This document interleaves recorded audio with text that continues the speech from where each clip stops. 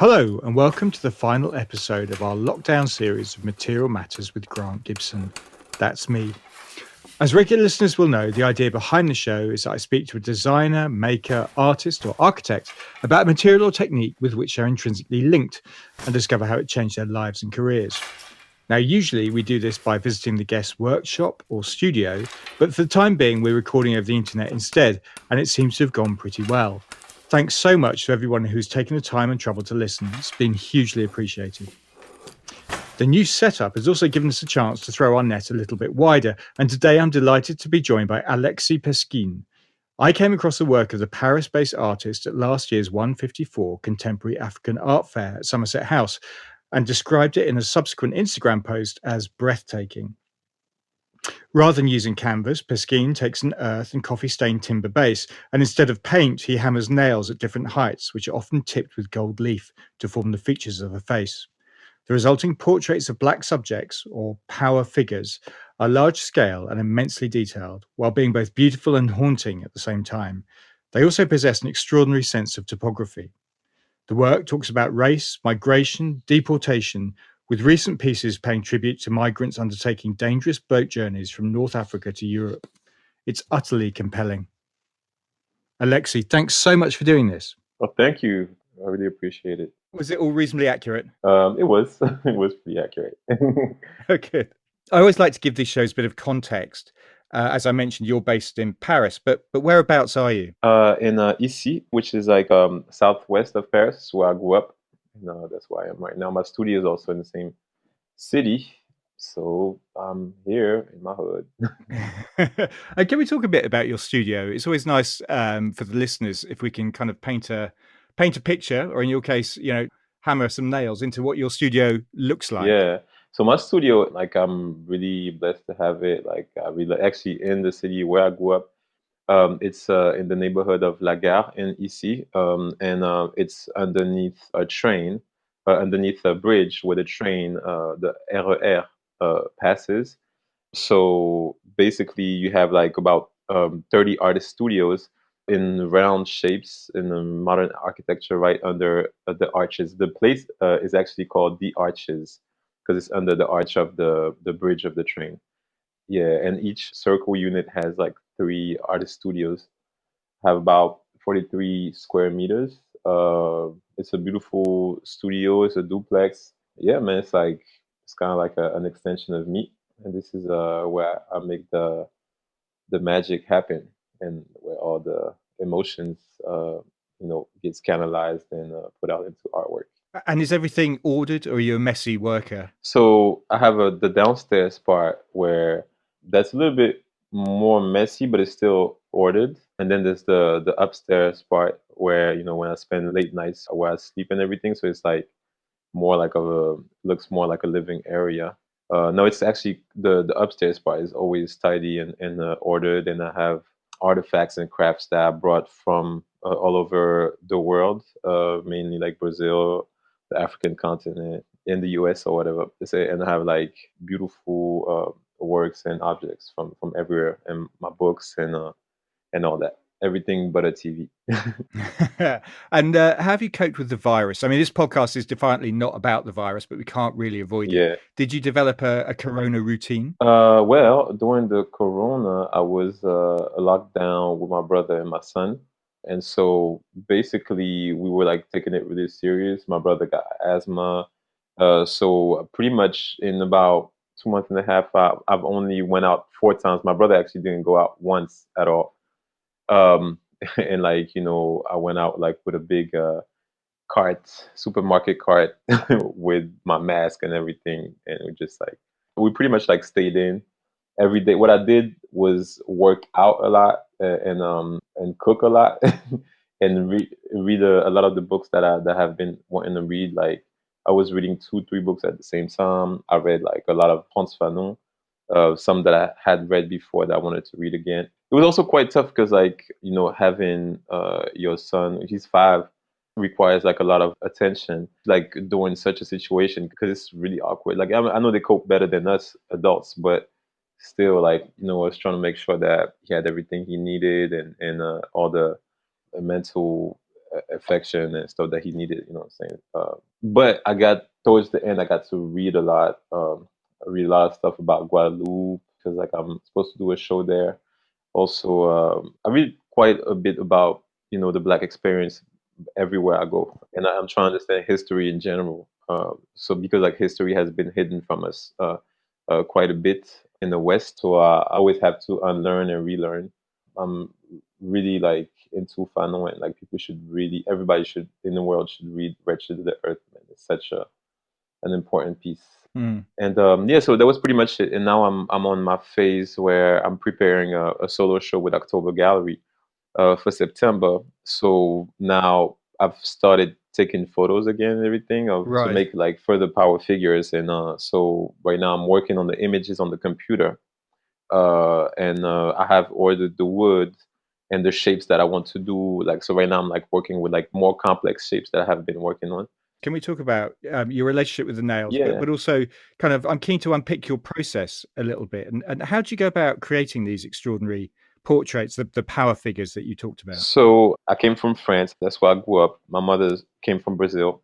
Father's French and Russian. But like the since I was a kid, like the Black experience is something that basically, has touched me and that I lived and that I've been looking around and I've been interested in those stories everywhere I go. So and they're different but with the same dynamic, with the same challenges, kind of everywhere. So in my work, I was trying to translate a lot of feelings of frustration that I had. Like growing up in France, like we definitely see like a lot of racism, a lot of even police brutality. Even I lived such experiences off quite often, and so uh, those are things that I wanted to express and to kind of like take out of my mind into artwork. And so I've experienced like different material when I was in mixed media class at Howard University under Professor Sorrells Adewale, and he Mm. influenced us to use different materials to express things and ideas, and to think about how we could convey certain feelings or whatever. So physically, I'm using dots as dots are used in printmaking. So if you look close up at, I don't know if I give you the example of like Andy Warhol, and you look at some of his like iconic images, if you look really close, you see that the images are made actually of the values, and the shadows are made with dots of different sizes, black dots. Mm. So I kind of like took that because I was really interested in this graphic image. I really like graphic design and graphic images. Well, there's something quite Roy Lichtenstein about some of your work, I think. Yeah, like that was like also an early influence, and or a Chuck Close and Warhol, like Mm. aesthetically, those like were Mm. things. So, but what I started doing was like trying to play with those dots. At some point, I was drilling holes and putting light coming back from like having it backlit. I tried many things like scraping steel and different materials, and then I ended up even like burning the wood and everything. And now I ended up at some point the first year that I got to mica, I had this wood panel that I used as a table, and I wanted to like when you're in college you're a little broke, so you could use try whatever you have, Yeah, and yeah. so as I saw this wood panel, I was like, oh, maybe I should try with nails and everything. I thought nails was really interesting because like it translated that idea of pain, suffering. I think that was quite parallel to the Black experience, Mm. and so this whole frustrations that we live in now, that's been under our skin our whole lives. Even when we have like joyful moments or whatever, we still go by and get by, and everything is fine. But like we were challenged so constantly. So I was trying to translate that. Yeah, the nails I thought was interesting because of this idea of like being perforated and this violence, even the violence of hammering in the nails. And even if you like look at the piece, so they look pristine from the front, but like if you look at the back of the pieces, the nail kind of like go through the skin of the wood and tears it, Mm. and Mm. the wood, it kind of explodes in the back, and it gets torn down, and some of the pieces actually like leave the piece. So it's quite a destructive. I love like this idea of like constructing through a destructive manner. And also, I think that, as I always say, nails. The metaphor is also that nails is destructive, but it's used to construct things and to build things. So I kind of like this duality. In terms of your process, I'm really keen just to work out how you create these faces. Are you working to a stencil I do or are you doing stencils. it freehand or So I start with photos that I take, and that I right? work on the computer on Photoshop, and then once I have the image the way I want, and I've defined the size that I want, then I print the image at the size that I want. If, for instance, I decided that I wanted to like have like a circular image that has a 2 meter diameter, then I have to order wood and to have somebody making the shape, that round shape of 2 meters diameter. And then once I receive that, I actually stain the wood and age it. Often, like what I've been doing is like I stain it with coffee, earth, and water. So I kind of like make this mud and put it all over the surface until it dries. And then like I have to scrape it off. And then if I want it darker, I put another coat and let it dry again till like I scrape it off again. Right now, actually, this part I'm also experimenting with flowers and other things, but I'm always using natural elements, and I'm just to stain the wood. The elements that I use are metaphors. So coffee, I thought was interesting because it can evoke human exploitation, things that was done during slavery and beyond and after that. So I stain the wood, and then once that is done, I actually create a halo. I define where the image of the subject is going to be, and then like I send the background to create like a gradient to have a halo behind the head of the sitter. And then what I do after that is that actually I put tape all over the panel that's already like stained and aged with the coffee and the earth and everything, and that has the halo. And then I put, after I put the tape all over, I put the print over it. I use a scalpel, or what people know as an exacto knife, and actually I cut the silhouette off, very precisely. If like the silhouette has hair and everything, like I kind of have to go through all the little details in the hair. It's very meticulous work. And then once this is done, then I take the tape off wherever I want the silhouette to be made, and I leave the tape where the background is, and then I use some like fine black paint to paint the silhouette. And then once this is dry, I just take the tape off, and with the silhouette over the stained background with the halo. And then I do a color coding on the print. So there's different sizes of dots, right? And I replace those dots by nail heads, right? Because I use 8 different sizes of nails to create the gradient and the different values. So what I do is that each size of nail, or each category of nail, has a color, right? So that's how I know where I put which nails where. Then I put back the print over the board, right? And then the stained board, with the silhouette, and I mark every dot where there's going to be a nail. And then I have to take little regions of nails on that print, cut them with a scalpel, take them off, and then just read the color coding. And line by line, I actually follow the color coding and hammering those nails. Yeah, and that actually forms the image. So it's quite the execution is quite there's like quite a intricate methodology. Do you do this all yourself or do you have assistants? Now I have assistants. I've worked for a long time by myself, but actually I have to give it up to friends and stuff, because like when I couldn't necessarily afford assistance, like I always had friends around who helped me, because like often I had this work is like very tedious, and there's like a lot of work to do, and I've always had like big aspirations of like doing big projects, and kind of like I saw grand projects and grand images and stuff. So I've basically always had like little time to do a lot of things. So I've always needed help from friends, if it was before, or family members. And so I've often worked in the company of people. And now I work with a lot of assistants and mentees, because I also have a nonprofit, and I actually involve like young men and women who are interested in the arts into projects, and whenever I get opportunities, I always try to get them, to either travel with me in as my assistants in residencies and everything. So I do work with assistants a lot actually. So maybe Alexi, let's go back to your work. Can we talk about the nails themselves? Because it seems to me that the use of nails is about building things. There's also a religious element, Christ being nailed to the cross. That said, they're an object that's often overlooked. I mean, what do they mean to you? I wouldn't say like religious, like in my work, I would say more like spiritual. Yeah, it's spiritual. It's more like it's a vibe, it's an energy. It's also therapeutic. It takes your mind elsewhere.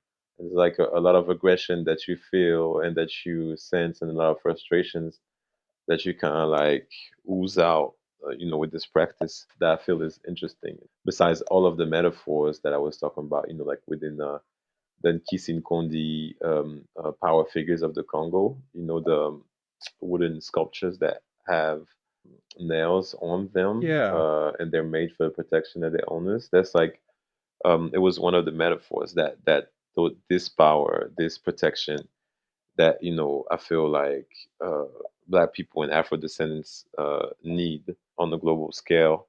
Then also there is, like as you said, like it can be also of reference, like in crucifixion and in sacrifice, but less religious for that. On that end, it's more just more that idea of sacrifice of like lost generations and for centuries, even then colonization and so many things, and then like we do reconstruction to everything. And what about the gold leaf? What does that represent? The gold leaf, I think, also is part of that narrative where often also we have to remember that our histories as far as like Afro descendants and descendants of Africans don't just start with slavery or colonialism. It's before, I mean, like it's forever. Since the beginning of humanity, like literally. So basically, this idea of gold, because it's what like also what we value is showing the the power, like also it's like an homage and a reference to past history on the African continent. Because like if you dig again, this is something that's like hidden, that's been hidden at least in France. What I know in most of the West, like the greatness of African history and how rich a lot of cultures were, like literally and figuratively. So the gold is for that, and also the idea that I'm using a material that's quite banal, like a nail that's overlooked, and transform it as an alchemist, in gold. This is also the idea that pre-colonial and pre-slavery, also after this misfortune, we've been constantly able to turn, you know, basically the least of things that we were able to have through our exploitation into gold, man. Like we've had like the worst parts of swine as food, and we turned it into feijoada in Brazil, which became like the national dish. Like constantly, we've created art and refined art with nothing, which is I think like one of the best quality of humanity. Still today, we're denied our humanity, and we're seeing this every day in the news and on the internet. And we've were able to create like the best examples, like we're the boutique, what the best of what humanity can create as a race. And still there's so much disdain like that's thrown at us. So I think like the goal is this idea to show how you use like a nail, something that's like really overlooked, and turn it into something grand and grandiose. It's a homage to our ancestors who have been able to do that. And of actually us, it's like we have to clap for ourselves who we're still doing this. Mm, mm. And the power figures in your work, how do you choose them? Actually, I go with energy, man. Like I look, there's people who I know. There's people like last week. I've actually shot the portrait of a model who I've seen. Like I often collaborate with Muriel Kabil, who's a hair artist and a fashion designer. and I saw one shoot that she did recently in like a march that she did on the Champs Elysees. Also, I was like, I saw striking, beautifully powerful faces, and I was like, oh, like I would really love to see how they come out, in power figures. And so that's an example. But some people are people that knew. Whenever I see somebody, whether it's in the street or on social media, I take notes. I'm like, oh, whenever I will want to recreate work or power figures, let me try to contact this person or whatever. And so I have like a list of people who I feel have a certain energy and whose faces translate power, boldness, affirmation, melancholy, sadness, softness, many things generally that is not attributed to blackness or to dark black bodies. So you stop people on the street and say, I must photograph you. Yo, like I'm super shy. A part of me is super shy. Like sometimes I could be like, very like lively and everything, but like I do it sometimes, or sometimes I'm so shy I ask somebody to do it for me. But yeah, I do that. I do that sometimes. I do that. I have done that, and I do that sometimes. But mostly, I like to do it to people who I know. Sometimes I just like I contact people on Instagram, just got talk about my work, show examples. Most of the time, like people are pretty open to it, and they respond positively to it. Mm, mm. I mean, can we talk a bit about your background, Alexi? Yeah. As you've alluded to, you were born in Paris in 1979. Yes. Your mother came from Salvador, which is the northeast region of Brazil, while your father was of French, Russian, Jewish extraction. Hmm. Your grandfather Boris was a Jewish engineer, I believe, Hmm. who survived a concentration camp. And on the other side, your other grandfather, Antonio, who I've seen a photo of in your Instagram account, was an Afro Brazilian carpenter. I mean, it's a really eclectic mix. And presumably it gave you some insight into race relations and migration, I guess. My grandfather, Boris Peskine, on my father's side, he also happened to be quite talented filmmaker. He made a couple films in his Right. lifetime. Actually, he was in a circle of friends with André Malraux. He took actually a famous photo of André Malraux, and he was a resistor. So yeah, he was also in film and engineering. His mother was what's interesting. His mother had a hardware store, which kind of makes Right. sense. And then Yeah. on the other side, I had my grandfather who was a carpenter in Brazil. So that kind of like, I guess that converges into my work, Yeah, my yeah. DNA. My grandmother was a seamstress, so Ah, this okay. kind of work. So, were your parents artistic? Where does the interest in art and making things come from? But yeah, definitely. Like my mother always interested in like always has been making music. She's from like Salvador, Bahia, and like it's a very musical and artistic place naturally. Everybody in my family are kind of like musicians and artists, but I guess informally. And my mother like makes sculptures and jewelry, and she does like batucada. Like batucada is like improvised drums and rhythms that she could like Mm, start that like at any time, like beating on the kitchen table and start improvising chants and everything.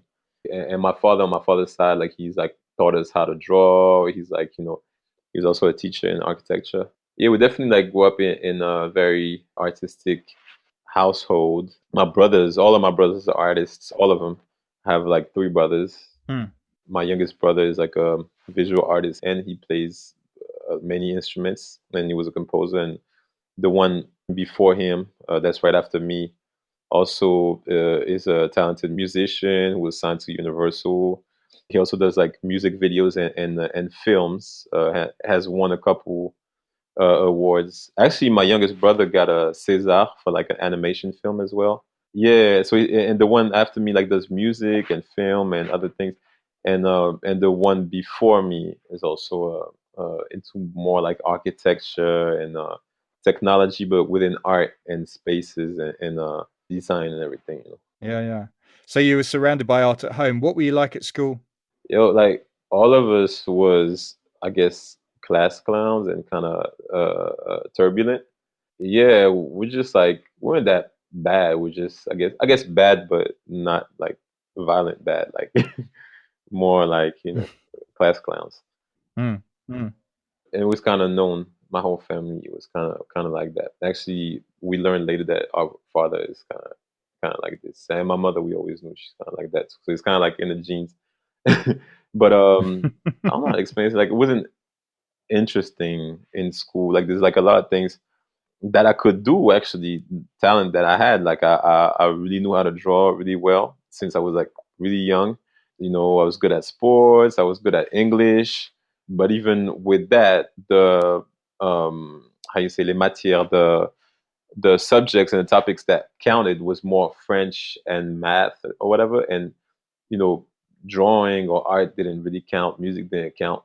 So I don't know, like I kind of got bored or whatever. I don't know if it's an excuse or whatever, but like I kind of like messed up. But later through sports and basketball, I got to get a scholarship to go to Howard University. Well, I was going to ask you about that. Yeah, because one of the things you learn when you read any press clippings on you is that you are tremendously tall. You're 6'5", seemingly, and Yeah, you're excellent at basketball. yeah. So was it a toss up between art and sport? Well, no, like at some point I was doing all of it when I was in high school, which is crazy. Like in France, where what's really bad is that we don't have good competition within high schools. So pretty much, if you're good at any sport, whether it's football or whether it's like basketball or anything else, you kind of have to go in a club that's outside of school, and it takes a lot of time. So a lot of people who are good at sports actually end up going to clubs and stopping school early, which is crazy. Where like I think like in the American setting, if you're not good if you don't have good enough grade, they have good competitions within the high schools and colleges, and if you don't have good enough grades, then you can't play. So that's like a good incentive to actually play and study.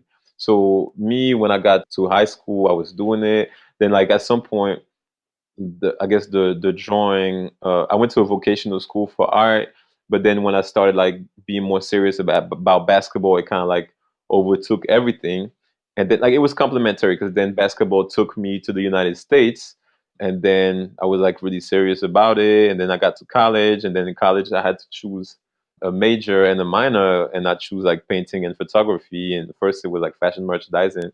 Once I was in that, then I started being serious again about art. And at some point, it was kind of like a conflict to like do both. And then I had like little beef, like with like we had three different coaches in 1 year, and then I just ended up quitting basketball, and I went to like I had a scholarship for art, and I just like gave it my all. And that's what I was saying in comparison to when I was in France and disinterested in the school system. When I got to college, it was really what I wanted to do.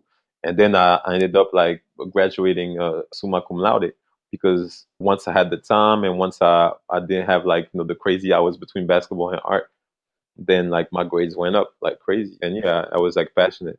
So it was a Nike scholarship for basketball that initially took you to the States, but then the art took over. So it was a Nike camp. I did the Nike camp in France, in Paris, and Rob Merce and Jean-Pierre Cizelski, scouts who actually saw me and they told me about um, as we went closer to like the final, the championship at the Nike camp, me and the team that was appointed to me when we first got there. Basically, it's open to everybody. You go there, they tell you, oh, you tall, you go with this person, like go with a point guard, go with a whatever. And so they form the team, and then your team just goes and play in the tournament. And then if you win, if you're good, you get selected to stay the afternoon, and during the afternoon they tell you about going to the States.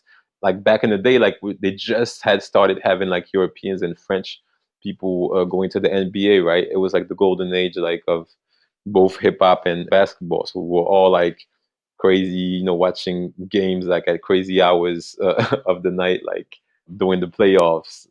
I was actually playing against Tony Parker and peers like that at that time, and it's like an era where a lot of like French basketball players went to the US. So the first one, Tariq Abdul Wahad, came to the Nike camp and told us about going to the States, and what I was talking about earlier, like being able to study and to play sports at the same time. Because like as an athlete, you always have to have like the after basketball of the after football or whatever.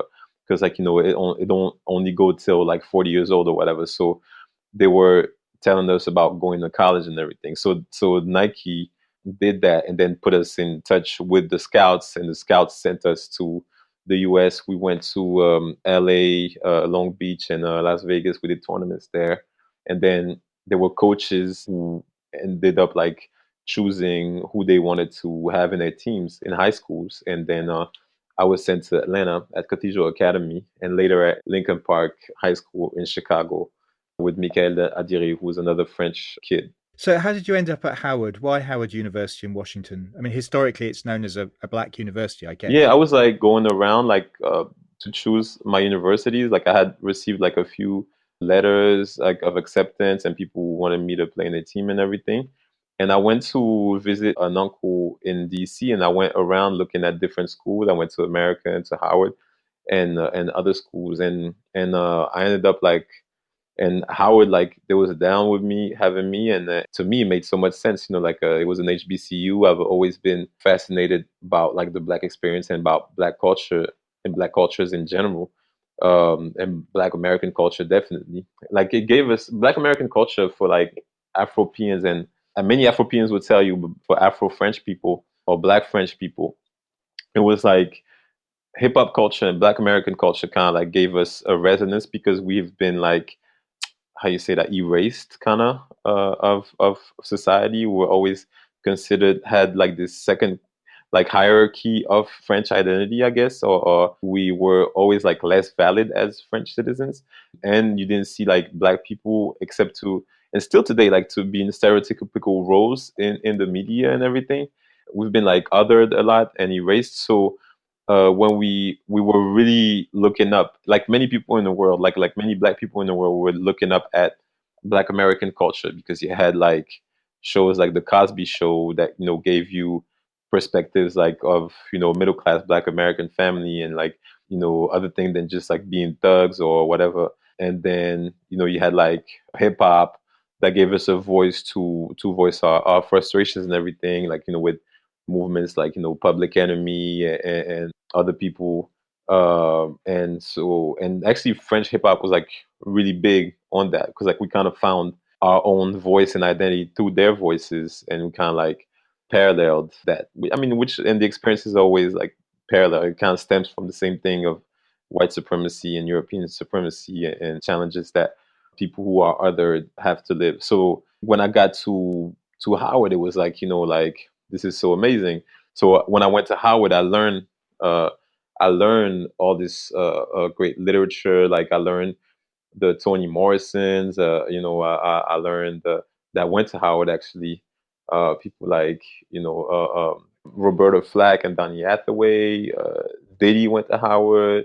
Chadwick Boseman went to Howard actually at the same time that then I went. And we got so many interesting people from many different backgrounds, inventors, like, and it was such a great experience. So like, to answer your question, when it was a no brainer, man. Like to me, I was always interested in that, and passionate about this part of our history of like world history that's been erased. So it was so complimentary, even in the arts, like and people like basket, like we didn't hear about any black artists. So I like never really had people who I could physically identify with before I learned about like so many people, like Aaron Douglas, like Jacob Lawrence's, and even people that were like in France, but you didn't know about them because like it's like on the disdain about black folks, like in our Western cultures that we had actually to correct and bring back to the light.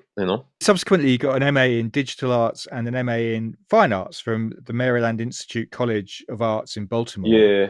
Um, when did you start with the nails and the gold leaf? Was it at Maryland or were you doing this at Howard? It was at MICA, the Maryland Institute College of Art, in 2004. I've started thinking about it when I was at Howard, but I actually physically made this work at MICA Yeah, and I had like good advice on that. Like, I had like Leslie King Hammond and everything, and yeah, it was a good experience. It was much different to be at Micah than Howard. In what way? Oh man, Howard is like the culture, man. It's you're in the middle. Like Howard is heaven, man. Like especially when you're young and everything, and there's so much knowledge that you soak in, and it's so exciting. But not just the knowledge, it's just like the environment that you're in. Like you're in the midst of like Black America, but like also in a university. So like you have all this knowledge around you. I forgot even to talk about like Ta-Nehisi Coates also went to Howard or whatever. And then you have like, the music. So things that came like way later, like movies about Battle of the Bands and everything. But we had that. Like it was normal. Like, we had the bands playing. And like I always use like some of those vivid memories that also fashion, everybody had to like be flyer than everybody. And I always thought that every college was like that. But then I went to do like lectures in really like high rated, like high ranked colleges and stuff, even Ivy League colleges. And I saw like nobody like Howard people were like really well dressed, like everybody was fly, like women were fly. So you had like I don't know, it was like being in a constantly being like in a movie or like a music video. Yeah, I remember days where we were. I mean, because there's so much culture, man. It's like you're in the heart of one of like the most influential culture in the world. You know what I'm saying? And you have this whole legacy, man. And like just unfurling like right in front of your eyes, or you live in it. You know what I'm saying? And so, like I was saying, at some point when you had sunny days in the beginning of the spring, people would just like start. I remember like scenes where you have people like in a cipher, because we had like a couple MCs that went to Howard and stuff, and they would start like they would always be battling and stuff, and then they would just like improvise, and you see like a crowd of people around them, and at some point somebody from, because I was in the fine arts building, right? So like somebody from the music department will come out and bring out their drums and start making a beat like for to accompany the cipher, and then other musicians will come out. Then next thing you know, you will have that. Like I'm not even like, this is things that I've seen like just like happen organically. It was like it was always like that, and you had like crazy parties, and we learned so much about like so much cultures, like things that I'm still using till this day, like some of this knowledge, man. And I didn't realize till like much later how like privileged I was to be in that environment. Yeah, man, it was so rich. It was great, and it was like people from all over the world. You had people from every state in the United States, and you had like a couple Afropeans. You had a couple like West Africans, like from Nigeria and Ghana. Yeah, man, it was like people from literally like black people from all over the world, man. It was such an interesting, like literally it was like Wakanda, like being there. It was so rich, man. Yeah, so the I guess the experience was much different than being in grad school isolated, where you are being a minority again when you're at the Maryland Institute College of Art, which was, it's a good school, great school.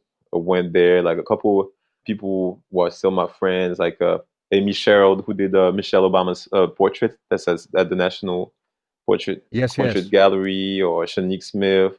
Yeah, man, like we had like mad talented people, but it was a different experience. Like it was much more lonely. It was like we were like still under like microaggressions, and we were other. It was like different. Like it was like a little group of black artists within that school. So it's like the same dynamic than we kind of experiencing in the real world, I guess. Was it important for you to stay in education for as long as you did? Yeah, man. Like at some point, and I was not like I was saying earlier, I wasn't necessarily destined for that in the beginning. To actually pursue education that long. And But at some point, I guess like I was blessed, or the law of attraction kind of took me like on this ride where I keep on like traveling and traveling, and then at some point I have mentors and people who put me in the right direction. I remember like when I was finished with my bachelor's at Howard, one of my mentors, uh, um, Mike Platt, rest in peace. Um, I needed like to learn more about printmaking because I was quite interested in it at the same at that time. And he let me like use his material in his house and everything. He's like an incredible artist. He passed away like last year or year before, and yeah, artist from black artist from DC. And I was telling him like, yeah, like he asked me at some point, oh, so what you gonna do after you graduate? It was like my last year, and he was like, I told him, oh, I don't know, I might go back to France and like like see my girlfriend. It was like, yo, like like you like he cussed it like, but I'm not gonna cuss like he did, but like he was like basically like you be a fool and like you gotta go as far as you can, with education while you're young and while you can. And they introduced me to Leslie, him and another mentor who was a teacher, Professor James Phillips, who was at Howard and he was part of the Africover movement too. And they introduced me to Leslie King Hammond, who was the director of graduate studies at the Maryland Institute College of Art, which, by the way, is the oldest art school in the United States. I think Jeff Koons also went to Micah, and so it's like a prestigious school, uh, and Leslie was like, "Yo, like yeah, like she saw my portfolio and she was definitely she wanted to have me and everything." And same thing, they gave me a scholarship. Then later, I got like a Fulbright scholarship, so I was like really set. So yeah, I decided to like not go back to France and continue my adventure in the States. So yeah, like basically what he told me was like go as far as you can while you're young, and that was like such a great advice from like Mike Platt. Mm. Was it difficult going back to Paris? I think you ended up working in your parents' garage, Yeah, right? man, like yeah, I was like there, but I mean it was fun. That's part of the experience, and I was there during the 2005 riots in Paris after Ziad and Bouna got killed by the racist police. And it went like it was crazy. It was like during 3 weeks. But then again, this is kind of like what I knew my whole life, and I kind of like needed that energy uh, for my work. So I think like that was also as like negative as that might have been. It's also like uh, I turned it positively to create things with my work, and then it was part of the experience, like like working from the cold, like the garage in the winter, uh, uh, was like makes you feel uh, even better to have or more blessed, like to have a studio. You know what I'm saying? Like a big studio and not have to be in the cold in between two cars. And yeah, yeah, it was. Was the black experience always going to be your subject matter? When did you decide that that was going to be what you were going to talk about in your art? I think it was like I haven't even decided. It was just that I was talking about it. I've always it's just it takes me. It's part of my experience. Like at some point so the three things we were doing, like I'm not even like but three things we were doing as teenagers with my brothers and stuff. We were rapping. Like I was playing basketball, rapping, and doing art. And so I guess when I was younger, all these frustrations and these experiences that I lived or that I saw around or that I was interested in, like I would express it through the art of rap. But as I grew and was more interested and was more refined, and I refined my art skills, then I started to express that through it. But it's just that because I mean, when you're like being an artist, like it's like being a singer or a filmmaker. You make art about what touches you, right? About what you're feeling and about your expression and what you want to express or talk about or show or reveal. So I guess me that's all as I'm just revealing I'm an artist and I'm just revealing my experiences and experiences of people around me and frustrations that I have on these topics and these issues. So it's funny because like right now, like of course everybody's talking about it, but like for as long as I've been drawing, I was drawing images of Angela Davis. It's like there's a drawing that I did when I was 8. They have like Desmond Tutu, Angela Davis, Harlem Désir, and Yannick Noah.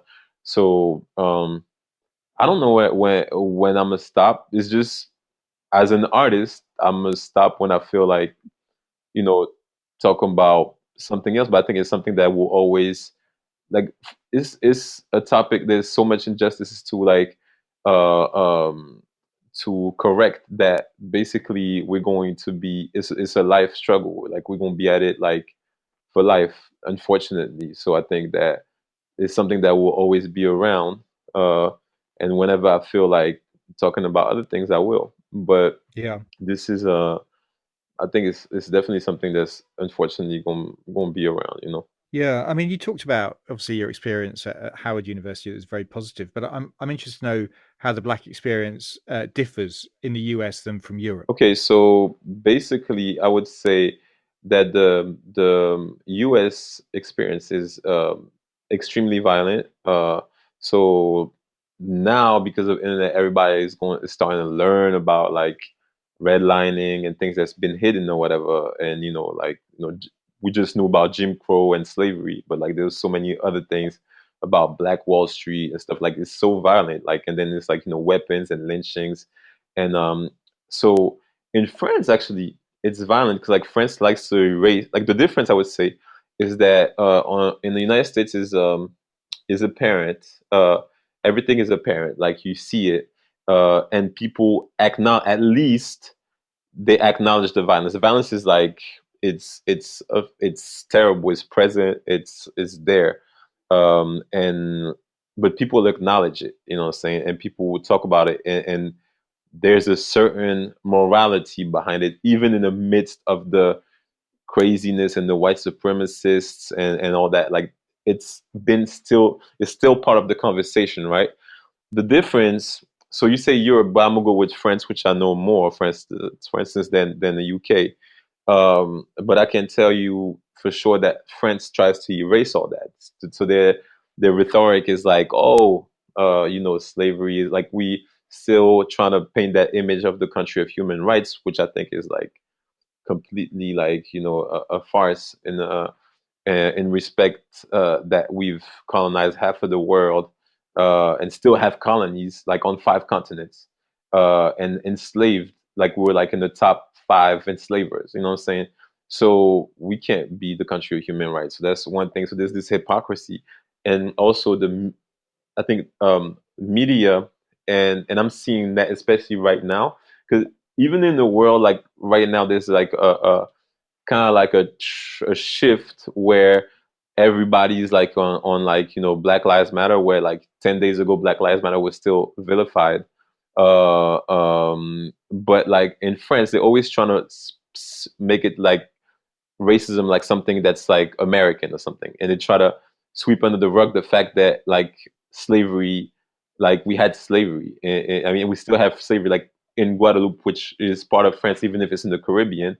That's what we were doing. So, and it's always trying to beautify the image of that and like not acknowledge thing. I think that's like the great that's what's very specific about French racism is that like, oh no, this is not racist. It's not like, I mean, when George Floyd got killed, like we like I think Paris with probably London, like we probably the blackest cities in Europe, and in France, like seriously, like after George Floyd died, like the for about 5 days or a week, you wouldn't like see seldom like a black person invited to talk about racism, and they were trying to and the question is always asking like, oh, is France racist or is like the French police racist? Like, and there was, and the journalists would actually adamantly try to uh, uh, uh, shut down any black person who would say the opposite. But like they would only invite like white people to talk about racism.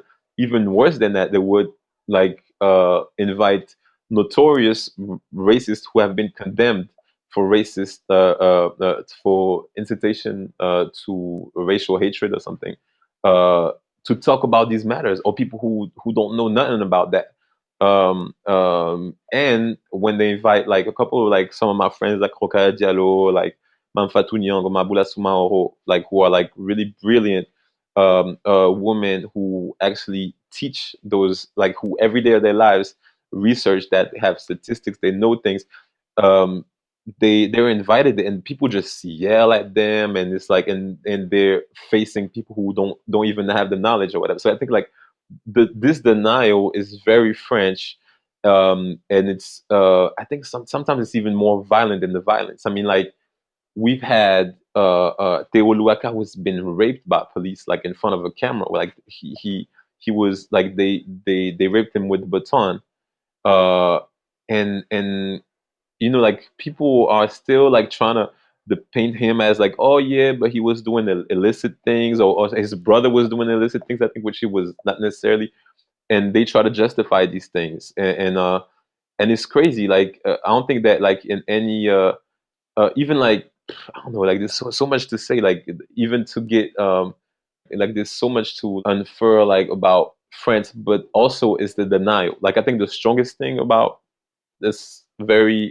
particular about French racism is the denial. How media, both and the government, like as in politicians, will try to downplay what our experience is. You know what I'm saying? Yeah, yeah. I mean, there's a quote from you I was quite interested to talk about where you said that I was always encouraged to be an artist, but when I looked around me, there was no one who looked like me. I used to ask myself if I was an exception or was this a white vocation? I mean, how hard is it to be an artist of color? I mean, that's the thing. Like, you kind of feel, you really like wonder. Yeah, you wonder if you're the exception. You wonder. Uh, you ask yourself weird questions. Like, I mean, I'm saying like that was like my uh teenager mind, like so you ask yourself questions. Like I guess a lot of people could be discouraged also. If it's your passion, it's your passion, but still, like, it's kind of, it's very awkward. It's very to not see people like you. I guess it was this. That's why it's so very important to have examples of people who look like you, and that's why to kind of like pave the way. So, for instance, in tennis, tennis used to be like super white or whatever, but like if you didn't have like people like Yannick Noah or the Williams sister, or Arthur Ashe or whatever, like you, then yeah, like you wouldn't have so many black people today in tennis, or I think it's like examples are very important. The problem is like there's so many doors are closed for us, that I mean, like even to like for I mean, like we're talking. So the United States have been, in the USA and the world in general, like I would say a lot. Like right now, there's like a much bigger tendency to showcase the art, like of like African artists, or like Black American artists, like in museums. But it's true that like in France, even though like we have shown and have had like exhibits of African artists, we never hear there's this agenda where like the black French people are muted. You know what I'm saying? Like they don't want to hear. That happens in many countries, right? Uh, um, Basically, where the black people of that country get muted, other blacks can talk because they know that the black people of their own country will, most likely complain and complain about the system or whatever. So it's very rare, like to even see, like, so it was rare to see like black people being artists, but now like it's rare to see black French artists like being part of the conversation or whatever. That's something that I'd like to change. I was invited by Zach Zach Ove, Big Brother Zach in the UK, to participate in Get Up Stand Up Now, which I thought was brilliant. I would love to do something like he did, about France, because like he also joined and gave a speech to or a platform for Black British artists of all, like of many generations, to kind of like paint this history of Britain, of Great Britain, from our perspectives. And I think that's like something that was like missing, that might have been missing from like in the UK, but that's definitely missing from like France. I mean, you've said that the work represents history and struggle as well as aspirations for something better, but you've also talked about tiredness. Hmm. So when you talk about this tiredness, what do you mean by that? Tiredness, man. It's whole lives, man. It's I want to imagine see like you see like because right now like some people are like waking up to what's been going on our whole lives today. So it's like, oh, people are like furious right now. But really, like we've lived this. Like we've been lived. Like if even so, I mean, when you're black, like even if you're not somebody in Rodney King's family, you see in images like that. Imagine, like, I mean, you see that, and you see Teoluaka, who I said was like raped by the police and beat by the police like severely, like to the point where the president like went to like on his bed because they knew like that could have been like another like race riots or and and then you see that and then like nothing happens. You see the media, even the violence of it. It's not just like the actual violence, which is terrible. It's also the la banalisation, like the banalization, how you say that, the how it becomes like normal, the normality of it all, like then like Normalization, yeah. normalization, like where media would be like looking at that and try to look at the family, trying to make excuses for the fact that it was okay to kill Mike Brown, that it was okay to rape Teoluaka, to kill Adama Traore in France, uh, whose sister have been fighting for like 4 years now to try to get justice for him, where they locked two of her brothers up, where the state is really trying to intimidate her and her family. One of her brothers has been locked up for like 4 years right now, and after her brother was killed by the police, exactly like George Floyd, and um, so I mean, not exactly, but like suffocated by three cops, like Mm, 250 kilos mm, on his back on his birthday. And so you see that, then you go to Brazil. Brazil like is even like higher, like it's crazy. Like that's where my mama from, and I've seen this like my whole life, and then you just see injustice, and then those cops not being tried.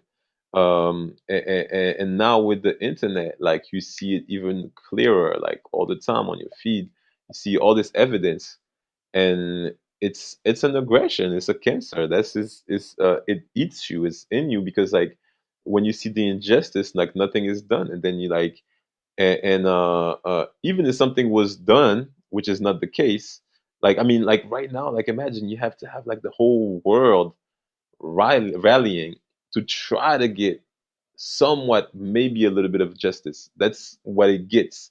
Like literally, you need like to have like black, white, everybody, the whole freaking society. Like man, I'm talking about like a worldwide movement to maybe get a little bit of justices here and there. Because like a month ago, people were like still denying our struggles. Like, you would tell them, and then, like, especially in France, like, there would be like a lot, like, oh yeah, you exaggerating, or like, whatever. We can't, like, the casual racism is like so, pernicious here, like, and uh, yeah, man. So that's what I'm saying. Like, uh, like, like, there's a point where you feel like losing, like almost like you're losing sanity, like, and that's where a yeah. lot of people talk about like mental health and stuff, because and a lot of like black people don't want to see these images because they feel like they're violent. I'm like, we have to see them still, and because something needs to change, and we need to be angry, and the problem is that when we don't see them, like, we know how it is, but not everybody knew how it was. You know what I'm saying? A lot of white people, for Mm, instance, were still like, like given benefit of the doubt, or like playing devil's advocate and stuff. And then when you see, so a lot of people needed to actually see these images, but it's true for us who live not with just with these images, but this reality and this denial also that this is reality. It's a lot, it's a lot. So that's what. I was talking about to answer your question. I've taken up loads of your time, so this is going to be my final question, Alexi. What are your plans for the future? You have an exhibition happening at the October Gallery in London, I believe. Yep. So I mean, we've been playing on that like for about a couple of years now, I think almost. And so like I was looking forward to doing it, and I'm still pushing to do it, and hopefully like everything will happen, and you know the we won't have like no crazy lockdown like we had before. So I'm being positive. And besides that, I'm like hoping to work doing like other solo shows in other parts of the world. And if the art fairs like pick up again, because also that's another thing with the pandemic that we can't control. Like if the art fairs pick up, then I'll be showing in different places. But we're waiting on all of these to be confirmed. Like in London, normally we always do 154 in October. So hopefully I'll be having my solo show at October Gallery in September, October, and then also show at the same time at Okay. 154. But we're not sure of anything right now. There's other fairs, but we have to be confirmed. Well, my fingers are crossed for you. Thank you so much for your time, Alexi. I really, really appreciate it. It's been hugely enlightening, and you've been incredibly patient with the technical difficulties we've experienced. So thank you so much. Yeah, thanks for inviting me, man. It was a pleasure. To learn more about Alexis' work and a new film he's looking for funding for, go to octobergallery.co.uk. There are images from the interviews as well as little films and other things on my Instagram page, Grant on Design. If you've enjoyed listening and want to see this podcast flourish, then please rate and review on Apple Podcasts or wherever you listen to this from. If you feel so inclined, you can also go to my Patreon page and make a pledge. That's patreon.com/material matters. You'll be helping to take the message of the importance of materials, skill, craft, and design to a whole new audience. So that's it, the end of an elongated series. Thanks very much for listening. I hope you're all staying safe, and Material Matters will be back in September.